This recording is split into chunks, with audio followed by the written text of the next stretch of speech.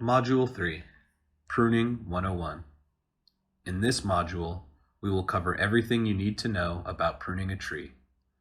We will go over all of the tools and techniques of the pruning trade. Then we will jump into the order of pruning events, what to look for when pruning, and how to effectively prune. We will finish with some pruning don'ts, things you will want to avoid while pruning. There are 5 main tools you will need to prune young trees effectively. First, bypass pruners.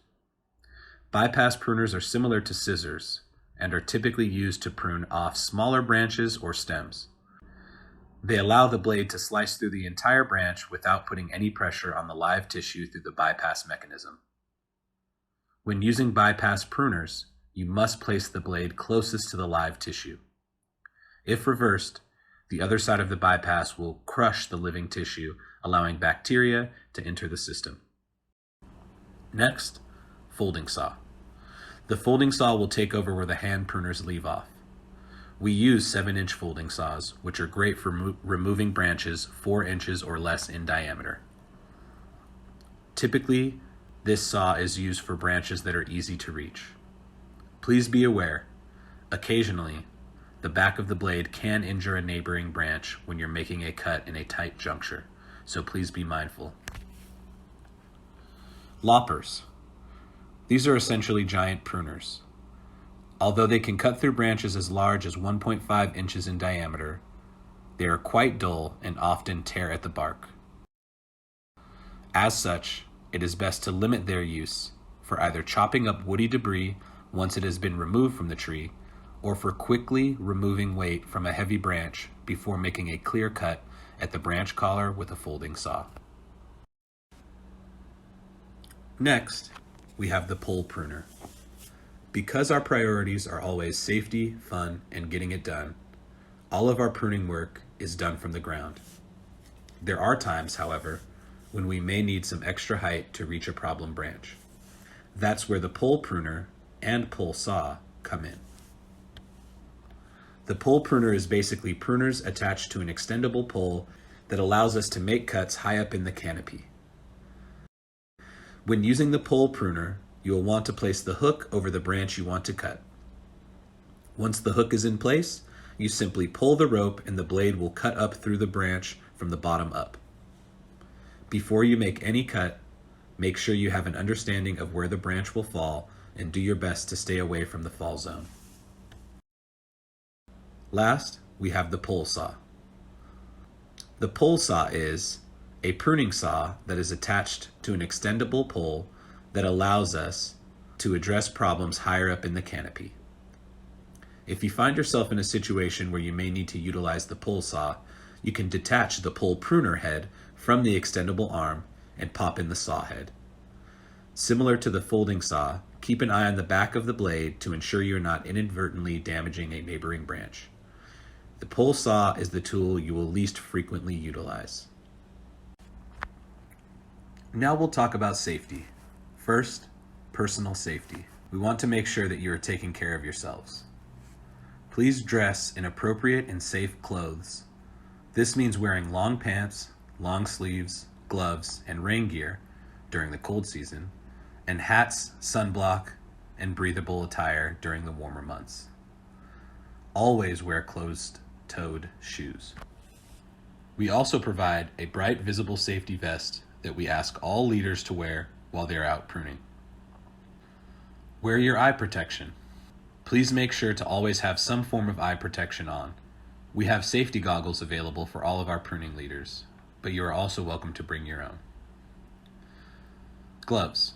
Our tools are sharp and trees can have thorns or sharp branches, so we provide gloves to wear at all times.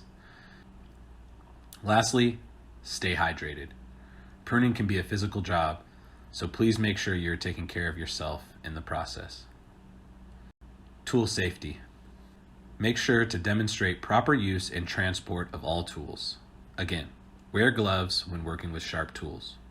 Make sure to fold down the saw in between uses. Keep the pole saw head in its holster. Show awareness when carrying your pole pruner. You will also be given a bucket to carry your tools. When you are walking from home to home, please use it. Also, educate your co-leaders if they are using tools unsafely or incorrectly. And please don't let children use any sharp pruning tools. Next, we'll talk about site safety. Beware of falling debris. Branches will fall, and that's the nature of pruning. Please do your best to keep yourself out of the path of falling debris. If standing under a branch is unavoidable while you are cutting a branch, enlist the help of your co-leader. And please be aware of other hazards in the vicinity, including cars or slippery, uneven terrain. Next, we'll move over to discuss the variety of cutting techniques you can utilize for a successful pruning. First, removal. A removal cut is exactly what it sounds like, a cut that removes a branch back to the trunk or parent branch. As you can see on the photo on the right, the entire branch is being removed back to the trunk, just outside of the branch collar. If you are making a removal cut, you must do so just outside of the branch collar because that is where the wound sealing hormones reside. This visual shows a couple of different examples of a removal cut. In each one, you can very clearly see the branch collar. Next, we have a reduction cut. To put it very simply, a reduction cut is a cut that reduces a branch. It shortens a limb by removing the terminal portion of a branch back to the lateral branch. In this photo on the right, you can see that the end of the branch is being cut back to a lateral branch junction, essentially establishing the lateral branch as the new terminal end. In order for a reduction cut to be successful, the lateral branch must be at least 1/3 the diameter of the branch you are reducing. Anything less than that, and the lateral branch will not be large enough to support the redirection of water and nutrients. Here, we have a couple of examples of reduction cuts. In each one, you can see that a branch of a similar diameter was cut back to a point just above the lateral branch. Finally, we have the three-point cut. The three-point cut can be utilized when making either a reduction or removal cut, although you will most commonly utilize this technique during a removal cut. The three-point cut is a way to remove horizontal branches that are too large or too heavy to be supported by hand. It allows us to remove the majority of the weight off of the branch before we make our final cut to avoid splitting or tearing at the bark that would happen otherwise. Stripped bark is not capable of sealing and will thus cause more strain on a recently pruned branch. And this, of course, is done by utilizing 3 different cuts, as the name would suggest. The first cut is the undercut and is made 6 to 12 inches away from the branch collar. As you can see in the image in the right, the undercut saws about 1/3 way through the branch from the bottom up. For the second cut, you will saw through the entire branch, removing all of the weight just outside of the undercut. This method prevents stripping due to the presence of the undercut. Once the weight has been removed, our final cut is to safely remove the remaining stub just outside of the branch collar. You may be thinking, are these extra steps really necessary? I'll just put my hand under the branch and support it. Well, as you can see in this video, this person chose to forego an undercut and is sawing directly through the branch as is. As the saw gets deeper into the branch, you can see it start to droop, and there it goes. The split goes through the branch collar, and the wound made on the tree is much larger than it needed to be. This wound may never heal and will invite decay, which may lead to a structurally unsound tree, and this is the opposite of our goal. Now that you have seen why the three-point cut is important, we will demonstrate one more time how it is done. As you can see, we first go in for the undercut. Once that is made, the branch is removed just outside of it. And finally, we remove the remaining stub right outside of the branch collar. So now that we have covered safety, tools, and types of cuts, the last thing we want to touch on before we get into the process of pruning is the pruning budget. When pruning a tree, it's important to be cognizant of how much you are removing, as removing too much canopy at once can be detrimental to a tree's health.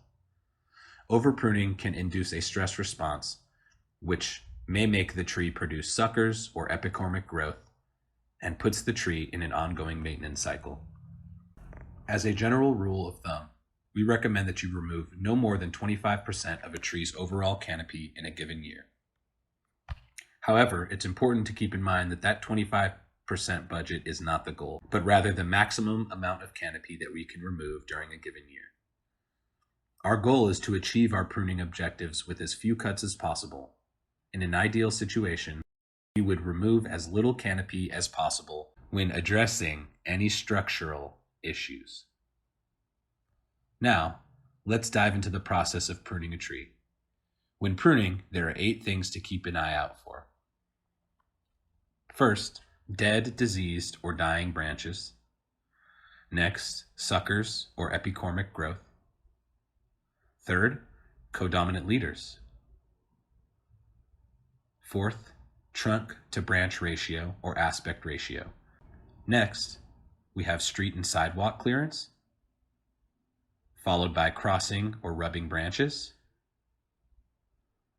We will then assess included bark, and finally, we will work on thinning and spacing cuts.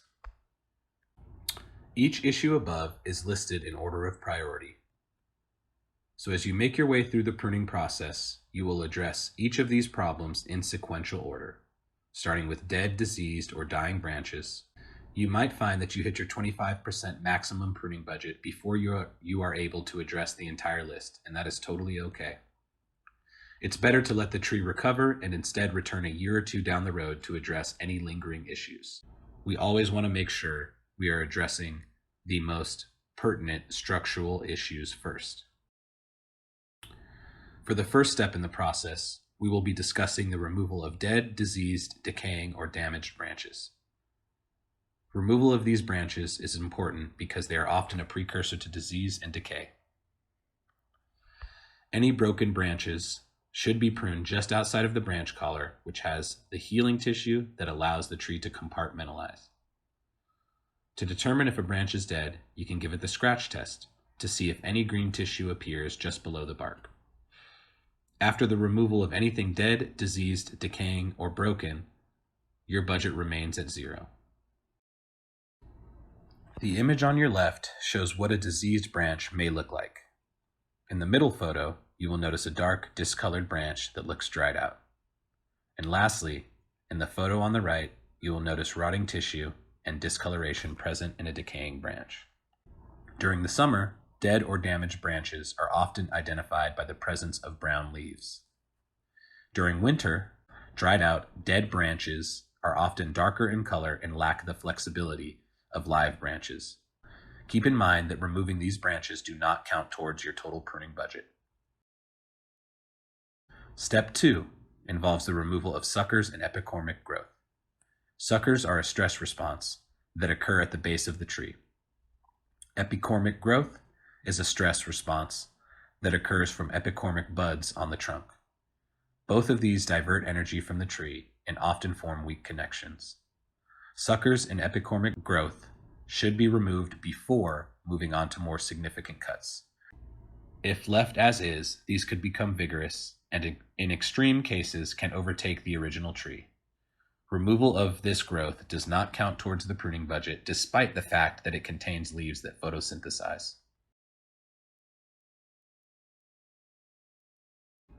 Step 3 in this process is addressing codominant leaders, or codominant branches. Arborists refer to the trunk of the tree as the central leader. Codominant leaders refer to the presence of 2 or more vertical shoots that could all grow to compete with a single primary trunk, oftentimes with a branch angle that is too tight and structurally unsound. If left unaddressed, this could lead to breakage, which is a precursor to disease and a general decline in health. Establishing a single dominant leader can be done by pruning one of the 2 branches away entirely, or utilizing a reduction cut to slow the growth of one branch. These cuts, along with the rest in the list, do count towards your pruning budget. So when considering codominant leaders and branch angle, note the presence of a U-shaped connection and a bark branch ridge. This indicates a sturdy branch connection, which may not require pruning.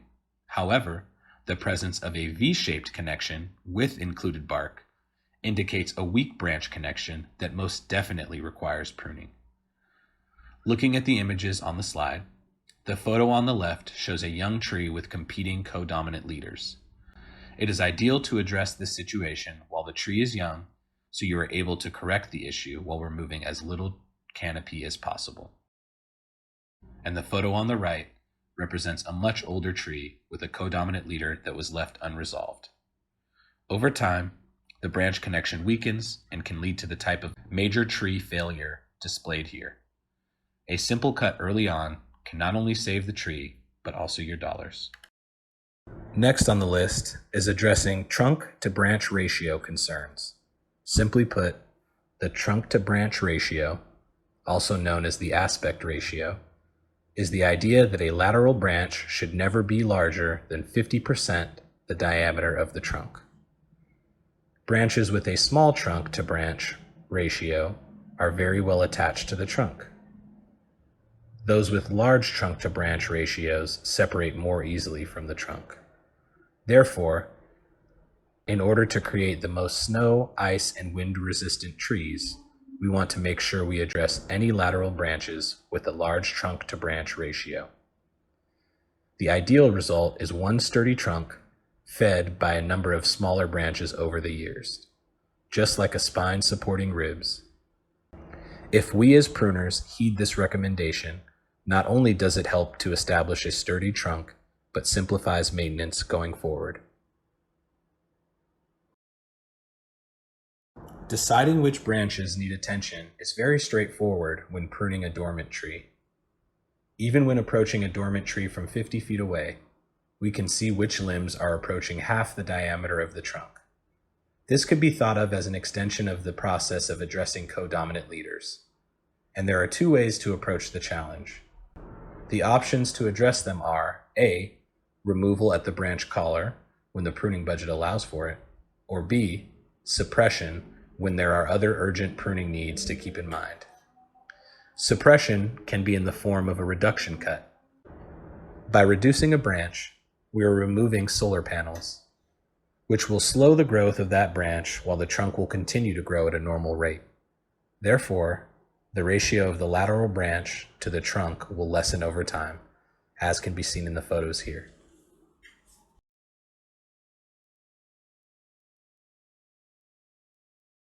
Step 5 involves street and sidewalk clearance, as well as raising the canopy of a tree. Pruning for clearance is an important component to the structural pruning of a young street tree. The main reason we do this is to ensure proper clearance on both sidewalks and streets for pedestrians and cars alike. The City of Portland requires a minimum of 7.5 feet clearance above sidewalks and 11 feet clearance above streets. Raising the canopy also minimizes potential for accidental breakage, which would then need to be corrected in order to maintain the health of the tree. But please keep in mind that this is a process and you shouldn't raise the canopy of a young tree too high. A young 12-foot tree should only have its canopy raised to 4 feet above the ground. Meanwhile, branches parallel to the street and curb can be left to support a healthy trunk taper. The image on the left displays a street tree that is in need of clearance pruning and raising of its canopy, while the image on the right shows the same tree after completing a pruning. Notice the amount of canopy removed and the fact that the canopy has not been raised too highly prematurely. Also notice that the branch that is parallel to the sidewalk remains in an effort to encourage healthy growth. Pruning for clearance or raising the canopy helps to mitigate unnecessary branch damage. Identifying branches that require removal is fairly straightforward in this step. Step 6 involves addressing branches that are crossing and rubbing. Crossing and rubbing branches are often the result of some branches growing towards the center of the canopy rather than towards the outer edge. Crossing and rubbing branches often weave together and can damage a tree's bark, making it more susceptible to damage and disease. Please address this issue with a proper removal or reduction cut. The image on the left showcases a rubbing branch in a mature tree before it was removed. The image on the right shows the tree after that branch was removed. Notice the bark damage that can happen when branches are crossing or rubbing. It is ideal to remove these branches before the tree reaches its level of trunk damage shown in the photo. Step 7 involves addressing included bark. Included bark is important to address as it represents a weak branch connection that can be a catalyst for tree failure. The vast majority of storm-related tree failures involve snow or ice on branches with included bark, which are then hit by wind, which eventually leads to breakage. The earlier you can address this, the better. The saying goes, it's best to make a 5-cent cut early instead of a $100 cut down the road. When looking for included bark, it is important to note the difference between a strong branch connection and a weak branch connection. Again, strong branch connections have a larger branch angle and are often characterized by a U-shaped connection. Weaker branch connections are characterized by much tighter branch angles. This photo shows the carnage that can occur when included bark is left unresolved. Unfortunately, a wound this large will not be able to heal properly. Take a look at this image, which has a healthy branch bark ridge union as well as a weak included bark union. A branch bark ridge is formed on the tissue that connects two branches and indicates a strong connection. Two branches growing inward relative to one another, characterized by an invagination, is called included bark, which is very susceptible to damage. The earlier you can address this, the better. The final step of the process involves making thinning or spacing cuts. Thinning cuts are performed when there are branches that are arranged too closely together and help encourage better spacing of branches. These cuts are made to encourage structurally sound spacing. Due to the fact that spacing of branches may not impact the overall structure of the tree, these pruning cuts are less of a priority than the pruning cuts previously discussed. However, removal of tightly bunched branches can help to mitigate the development of crossing or rubbing issues, as well as weight distribution issues. With thinning cuts, you're typically pruning for the aesthetics of the tree. The image shows radial branch spacing, which helps balance weight around the central leader and allows airflow and sunlight to prevent fungal growth. When assessing a tree, you will often notice the potential for making plenty of thinning cuts. So it's important to remember to assess the tree for more pressing structural issues before addressing it for spacing concerns. The goal is to use our pruning budget effectively and efficiently. Now that we have discussed the proper methods for pruning a tree, let's take a moment to touch on the things to avoid. As we discussed in the previous module, any cut that is made to a tree will cause a wound that it then has to seal. We want to be cognizant of where we are making cuts to ensure that we are setting up the tree for success, not only now, but in the future. Topping or hedging trees. Topping is defined as the indiscriminate heading of branches, and it violates all the principles of pruning. Trees are topped in an attempt to control the size of the tree, but since the height of the tree is predetermined by the tree's genetics, this is an exercise in futility. Once a tree is topped, the tree will continue to grow weakly attached branches that can easily break if exposed to high wind or ice. Topping is detrimental to the tree for a number of reasons. It causes a great deal of stress because the tree needs to divert energy to seal off the wounds, and topping opens up that tree to invasion by microorganisms, insects, and fungi that can result in decay. In short, topping will shorten a tree's lifespan. Topping is also expensive and increases liability. A topped tree is expensive because it will need continuous pruning to keep the intended shape, or will need years of corrective pruning, or it may need to be removed because the tree succumbed to its wounds.